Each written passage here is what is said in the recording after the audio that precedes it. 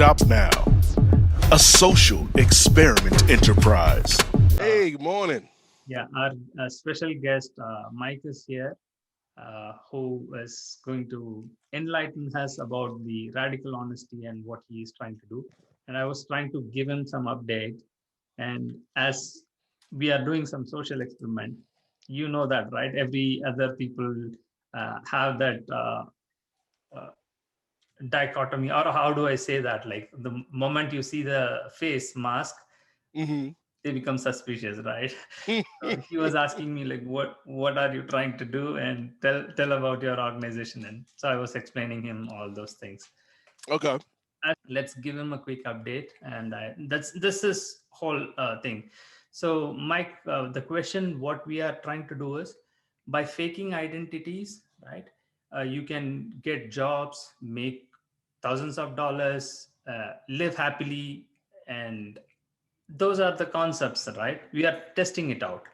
Yeah, I think it is very much like we've been receiving stories and testimonials, I guess you could say, from folks in these situations, and so much like he's saying, this is kind of like we're in the lab, and this is the test to see if these claims can be verified, and if they can, then I think that there's some like something wrong with the system that needs to be kind of addressed, and people need to know about it, because they can't call for change unless they know something needs to be changed. And so I think that's kind of the core of the experiment, is that first to see if the stories that we've been hearing from some of these folks can be verified, and second, what can we do about it, and can we catch these folks up doing wrong.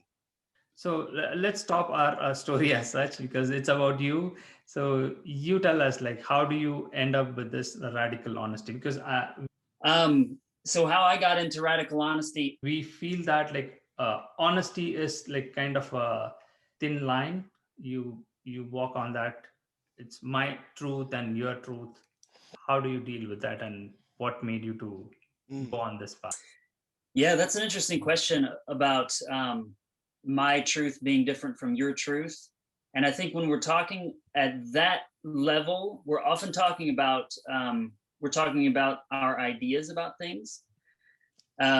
And one of the things that I really love about radical honesty is it's making the distinction between the things that we see and hear in the real world versus the meaning that we make out of those things. And so oftentimes we get into a battle about what is the meaning that I make about the things that I see in reality versus the meaning that you make about the things that you see in reality. Hmm. And oftentimes we do that to the detriment of what actually happens in the real world.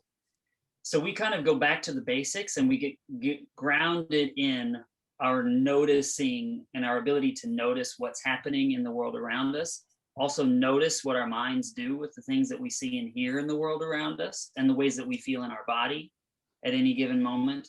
Our minds create meaning about our minds are meaning making machines. That's what they do. Mm. And so first we want to get clear on that distinction between what is actually happening in reality, what's happening in my body right now, what's happening in my mind right now, and being able to report those various categories of awareness clearly and directly, sort of unfiltered, to the people around us. And that way we don't get in this constant sort of mental mind fuck, pardon my French, but if we keep ourselves out of a lot of stress and trouble and constant arguing, if we're able to better ground ourselves in Mm. our noticing rather than in the meaning making of the mind. So what is radical honesty? I mean, Say that again. no, what is radical honesty for you? What is it? It's kind of that what I just said. It's reporting what you notice in your awareness of the moment out loud and unfiltered to other people, and being able to tell the difference between what you think and what you see or hear or feel in your body, and reporting your ideas, but recognizing that those are ideas, reporting your stories, but recognizing that that's a story rather than or distinct from reality itself. So let me ask you some layman questions, kind of thing, right? Sure. I hear this, right? From the childhood, we all being taught, right? Be honest, be honest. Honest, I understand, right? You have to be open and truthful. Don't hide anything. In that way, like in a general way, like I understand honesty. What is radical, right? Radical is something extreme, so why are you Yeah. combining those things? So is it Gotcha. again in different culture, right? Not I'm picking on almost across the board, all culture says the same thing, right? Or Hmm. religion as well. When it comes to honesty, it's a sticky note, right? How do I say, like Totally. you cannot be honest all the time. It will end you up in trouble, right? Hmm. Yeah, it might, and that's the fear that most of us have that keeps us from telling the truth more often. And I think most of those fears are kind of unfounded most of the time. I mean, I imagine that it is true that sometimes telling the truth will get you into serious trouble. And most of the time, we're dealing with like our personal relationships. So let's back up a little bit. So automatically we go from this idea of like about telling the truth. Well, I can't do it all the time. I can't Hmm. tell every single truth all the time because then society will fall apart. I'll end up in jail, all this kind of stuff. We like to reel it back a little bit and just see what happens when you practice being honest with the people closest to you, with your intimate partners, with your close friends, with your parents, the people that Hmm. you have close relationships with. Experiment with honesty with those people first. Get some experience under your belt, and then we can start extrapolating from that. Okay, if we take this, if we take this experiential practice of being more honest out into society at large, what might be the implications then? But we don't know until we start experimenting first with the people in our in group, before we then start taking it out to the societal level. Now, has the, I guess, the definition, or has your goal, your aim, been altered over like the last few years? Because right before we got on, I was getting ready for another meeting, and I had the news on, and they're doing a piece on the deep fake videos. Yeah. And so it's like the idea, even the basic idea of what is real, like what is honest, what is truth, seems to Yeah. be changing by the minute. So Yeah. how do you kind of keep up with that? It's tough. I'll say that. These days, I think when I first got into radical honesty, I was very interested in the like philosophical implications of what is truth. Hmm. What does it even mean to be honest? Like, how honest can you be, and stuff like that. And the deeper I got into the actual practice of radical honesty, those questions become a little bit less important to me personally. Um, Not because I think they're unimportant questions, they just don't occur for me in the same way that they did before. Hmm. Because the experience that I have now with being more honest has me less trapped in my head about when I should be and when I shouldn't be and stuff like that. And I imagine I'm just sort of more like intuitively sharing when I want to and withholding when I don't, rather than being trapped in my head about like this is wrong or this is right and that sort of thing. So I guess what I want to say is, after a while, that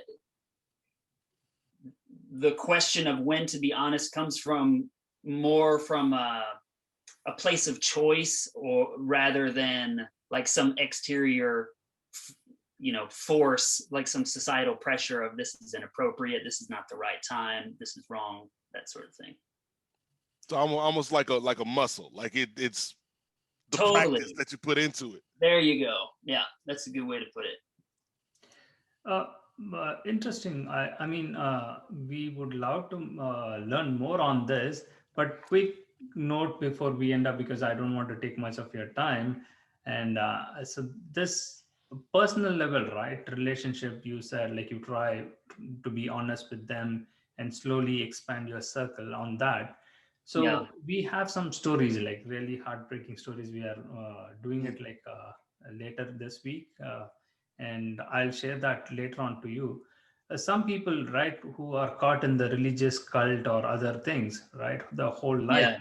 the victim like she said like it turned into telling the truth and being honest with the partner ended up divorcing him and having go through a lot of trauma. It turns into domestic violence and abuse and all those things, and Yeah. relationships break apart when they tell the truth. What do you have Yeah. to say about those things? Yeah, it's a good question. If you're in a cult or an abusive relationship or something like that, like I don't advocate that you start being honest with people who are deliberately trying to use that information to abuse you or take advantage of you or something like that. Our goal with Radical Honesty is to get people more connected and for you to learn how to get over yourself, essentially. Get over yourself when you're angry, get over yourself when you're sad. Basically learn how to deal more creatively with whatever is going on with you in the moment while in relationship with other people. So we basically form an alliance with each other. They're like, you know what? I'm this fucked up neurotic thing and all this kind of stuff happens with me all the time. And I benefit from being in connection with you, who's another fucked up person who always has all this, crazy shit happening for them. And if we stick with each other, we support each other, it's a sort of shoulder to lean on sort of thing. And in general, it's not like some moral imperative that we be honest all the time in every situation.